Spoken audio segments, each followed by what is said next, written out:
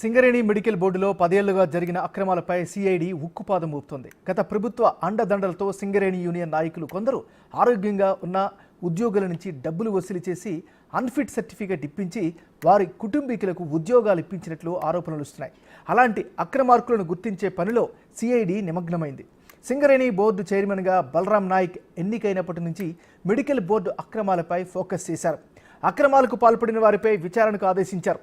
దీంతో మెడికల్ బోర్డులో జరుగుతున్న అవకతవకలపై గత 2 నెలలుగా సింగరేణి వ్యాప్తంగా విచారణ కొనసాగుతోంది.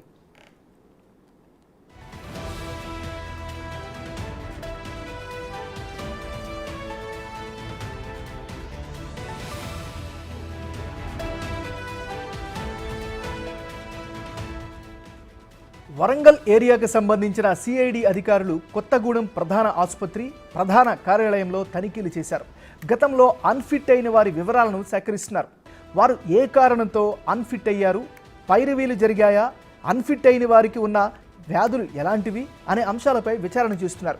మెడికల్ బోర్డు అవకతవకలపై విచారణ జరుగుతుండడంతో కార్మిక నాయకులు, సింగరేణి ఉద్యోగులు ఆందోళన చెందుతున్నట్టు తెలుస్తోంది.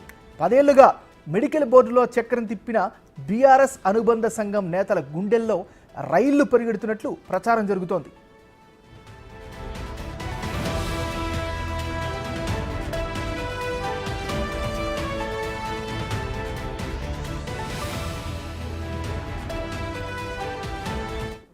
బులెటిన్లో మనం బ్రేకింగ్ న్యూస్ చూస్తున్నాం. సింగరేణి మెడికల్ బోర్డులో 10 ఏళ్లుగా జరిగిన అక్రమాలపై సిఐడి ఉక్కుపాదం మోపుతోంది. గత ప్రభుత్వ అండదండలతో సింగరేణి యూనియన్ నాయకులు కొందరు ఆరోగ్యంగా ఉన్న ఉద్యోగుల నుంచి డబ్బులు వసూలు చేసి అన్ఫిట్ సర్టిఫికేట్స్ ఇప్పించి వారి కుటుంబీకులకు ఉద్యోగాలు ఇప్పించినట్లు ఆరోపణలు వస్తున్నాయి. ఇదే అంశానికి సంబంధించి మరింత తాజా సమాచారాన్ని ఖమ్మం నుంచి మా రిపోర్టర్ భాస్కర్ అందిస్తారు. భాస్కర్, చెప్పండి, విచారణకు సంబంధించిన అప్డేట్స్ ఏంటి?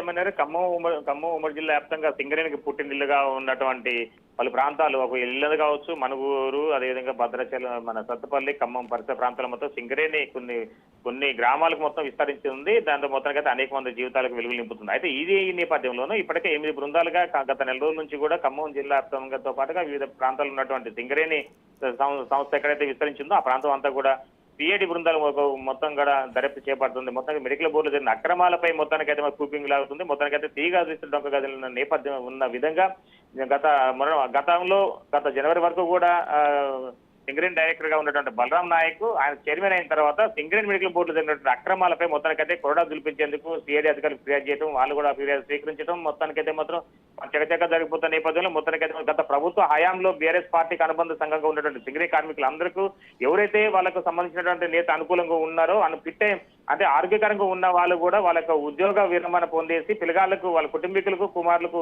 ఉద్యోగ కల్పన కల్పించే విధంగా మెడికల్ బోర్డులు అన్ఫిట్ చేసుకునేందుకు లక్షలాది రూపాయలు చేతులు మారినట్టుగా బహిరంగంగా ఆరోపణలు వినపడడంతో బలరాం నాయక్ చైర్మన్ గా బాధ్యతలు చేపట్టిన తర్వాత ఏమంటే విచారణకు ఆదేశించడం, మొత్తానికైతే మాత్రం అక్రమార్కుల గుండెల్లో రైలు పరిగెత్తని చెప్పుకోవచ్చు ఏమన్నారు. మొత్తానికి దీనికి సంబంధించినటువంటి రేపో మాపు ఉన్నతాధికారులకు కూడా ఖమ్మం జిల్లా డేటా మొత్తం సేకరించారు. అయితే ఈ యొక్క డేటాను కూడా రేపో మాపు ఉన్నతాధికారులకు చేరవేసేందుకు కూడా రంగం సిద్ధమవుతుంది. దీనిపై ఇప్పటికే రాష్ట్ర ప్రభుత్వం కూడా దృష్టి కేంద్రీకరించింది. మరోవైపున గత ప్రభుత్వ హయాంలో జరిగినటువంటి అక్రమాలు కావచ్చు, ఉద్యోగాలకు సంబంధించినటువంటి అక్రమాలు కావచ్చు, సింగరేణి మెడికల్ బోర్డులో జరిగినటువంటి ఈ కుంభకోణం మొత్తానికి వెరేజ్ చూసుకుంటే ఇవన్నిటిపై కూడా ఒకవైపున సీఎం రేవంత్ రెడ్డి కావచ్చు, డిప్యూటీ సీఎం బట్టి విక్రమార్క వాళ్ళ ఆధ్వర్యంలో మొత్తానికైతే బలరాం నాయక్ ఇస్తున్న రిపోర్ట్ కోసం వేచి చూస్తున్న నేపథ్యం ఉంది. మొత్తానికైతే మాత్రం ఇప్పుడు గతంలో జరిగినటువంటి వాటి విషయంలోనే అంటే చాలా వరకు కూడా ఫిట్ గా ఉన్న నేతలు వాళ్ళ కుటుంబీకులకు ఉపాధి కల్పనే ధ్యేయంగా అన్ఫిట్ చేయించుకుంటారు. దీంట్లో మెడికల్ బోర్డు పాత్ర ప్రధానంగా ఉంది. అనేక మంది సింగరేణి వైద్య సిబ్బంది కూడా చాలా వరకు కూడా తమకు నగదు ఇస్తేనే అన్ఫిట్ సర్టిఫికేట్ ఇచ్చిన విధంగా లావాదేవీ అంటే ఆర్థికంగా సంబంధించిన ఆర్థిక లావాదేవీలు సమకూర్స్తేనే సర్టిఫికేట్ ఇచ్చి వాళ్ళు అన్ఫిట్ గా ప్రకటించడం తోటి వాళ్ళకి తర్వాత గత 9 సంవత్సరాల నుంచి కూడా యథేచ్ఛగా వాళ్ళ ఉద్యోగాలు నిర్వహిస్తున్నారు. తాజాగా ఎన్నికల కంటే ముందు కూడా కేసీఆర్ ప్రభుత్వం అంటే సింగరేణికి సంబంధించినటువంటి కుటుంబీకులకు లబ్ధి చేకూరే విధంగా జీవో విడుదల చేసి వాళ్ళు పదవి అనారోగ్య సమస్యల కారణాల రీత్యా ఎవరైనా ఉంటే వాళ్ళకి వెసులుబాటు కల్పిస్తూ ఉద్యోగ కల్పన కల్పించే ఎత్తేందుకు జీవో జారీ చేయడం దాన్ని ఆసరా చేసుకున్నటువంటి బీఆర్ఎస్ పార్టీ చెందిన కొంత అనుబంధ సంఘ కార్మికులు వాళ్ళు చేసినటువంటి ఆగడాలతోటి మొత్తానికైతే మాత్రం సింగరేణి మెడికల్ బోర్డులో కోట్ల రూపాయలు కుంభకోణం జరిగింది అనేది ప్రధాన అంశంగా జిల్లా వ్యాప్తంగా చర్చ నడుస్తా ఉంది. దీంట్లో భాగంగానే ఇప్పటికే సింగరేణి పుట్టినీళ్ళుగా ఉన్నటువంటి కొత్తగూడెం ప్రధాన కార్యాలయం మొత్తం కూడా ఇప్పటికి అవాస్ పాలన చెప్పుకోవచ్చు. దీన్ని క్లియర్ చేసుకునే విధంగా బలరాం నాయక్ చైర్మన్ గా బాధ్యత చేపట్టి దీంతో పాటు ఆయన ఈ యొక్క సమస్యల మొత్తం పూర్తిగా దృష్టి కేంద్రీకరించే విధంగా అడుగులు వేస్తామని చెప్పుకోవచ్చు. ఎంఎన్ఆర్. Thank you Bhaskar.